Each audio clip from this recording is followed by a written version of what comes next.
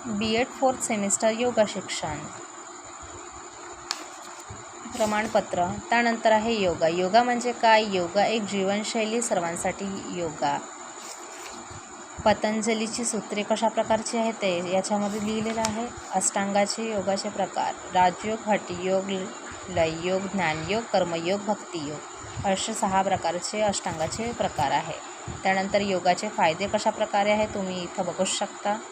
त्यानंतर योग शिकताना तुम्ही कोणत्या कोणत्या चुका टाळाल त्यासाठी इथे 6 असे उपाय दिलेले आहे.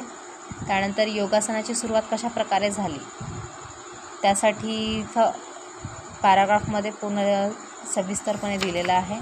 त्यानंतर योगा, प्राणायाम व प्रकार आणि अर्थ त्याचे कशा प्रकारे अर्थ आहे ते याच्यामध्ये सांगितलेले आहे. उज्जाई, शीतकारी, शीतली, भस्त्रिका, भामरी, मुच्छा, प्लाविनी. आणि त्यानंतर प्राणायाम प्रकाराची क्रिया व फायदे. उज्जाई क्रिया त्याचे फायदे, शीतकारी क्रिया त्याचे फायदे, शीतली क्रिया फायदे, भस्त्रिका क्रिया आणि त्याचे फायदे, भामरी क्रिया, मुच्छा क्रिया आणि प्लाविनी क्रिया. याच्यानंतर प्राणायाम करताना घ्यायची काळजी त्यासाठी तुम्हाला इथे 10 पॉईंट्स दिलेले आहे.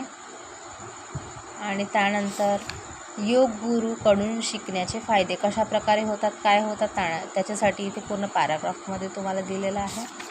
आणि योगासनाचे प्रकार आकृतीसह: सिद्धासन, मकरासन, शीर्षासन, कर्णपिंडासन, योगमुद्रासन आणि सकासन, पवनमुक्तासन, मत्स्यासन, मंडूकासन, धनुरासन. यासाठी तुम्हाला पूर्णप्रमाणे आकृतीसह सिद्धासन कसे आहे, मकरासन काय आहे, शीर्षासन आहे, कर्णपिंडासन, योगासन यासाठी तुम्हाला पूर्ण इथे दिलेलं आहे. त्याच्या आकृतीसह त्याचे माहितीसुद्धा दिलेली आहे. यानंतर सूर्यनमस्कार किती प्रकारचे आहे, 12 प्रकारचे सूर्यनमस्कार आहे.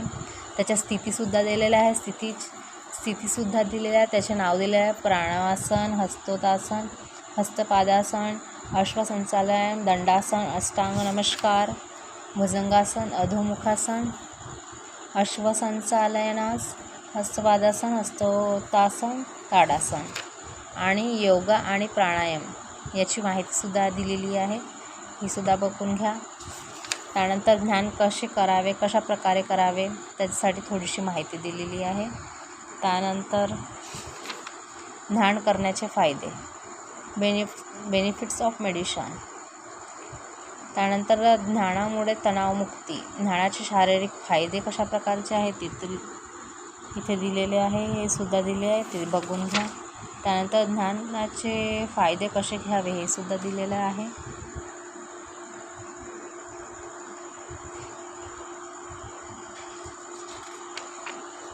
ध्यानामुळे मानसिक सराव होणारा त्रास आणि ध्यानाचे इतर फायदेसुद्धा दिलेले आहे. ध्यानाचे फायदे कसे घ्यावे याच्यासाठी सुद्धा तुम्हाला काही दिलेलं आहे. योगमुद्राचा अर्थ, योगमुद्राचे प्रकार: चिन मुद्रा, चिन्मय मुद्रा, आदिमुद्रा, ब्रह्ममुद्रा. त्यानंतर योगनिद्राचे फायदे. आणि त्यानंतर तुम्हाला इथे योग शिबिराचा एक फोटो चिपकवायचा आहे. ठीक आहे, थँक्यू.